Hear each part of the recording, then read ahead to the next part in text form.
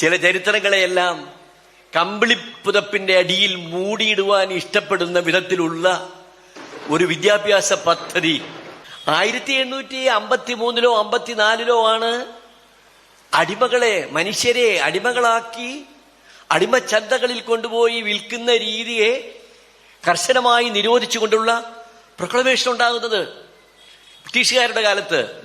അതിനു മുൻപ് എന്റെ ഓർമ്മ ശരിയാണെങ്കിൽ 1812-ലോ മറ്റേ തിരുവിതാംകൂറിലെ മഹാരാജാവിന്റെ കാലത്ത് എന്തോ ഒരു വിലക്കും പ്രൊക്ലമേഷനും ഒക്കെ പുറപ്പെടുവിച്ചിട്ടുള്ളതായിട്ട് വായിച്ചിട്ടുണ്ട്.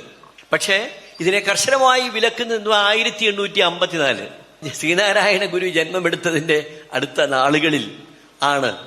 എന്ന് പറഞ്ഞാൽ നമ്മുടെ രാജ്യത്ത് 100-150 വർഷങ്ങൾക്ക് പിന്നിൽ ഉണ്ടായിരുന്ന ചരിത്രം, ആ ചരിത്രം പോലും എന്റെ പ്രായത്തിലുള്ള മനുഷ്യർ, അല്ലെങ്കിൽ എന്നെക്കാൾ അല്പം കൂടി പ്രായത്തിലുള്ള മനുഷ്യർ, അവർക്കറിയാനായിട്ട്, അവരെ പഠിപ്പിക്കാനായിട്ടോ അവരെ പരിചയപ്പെടുത്തുവാനായിട്ടോ നമ്മുടെ വ്യവസ്ഥിതി തയ്യാറായിട്ടില്ല.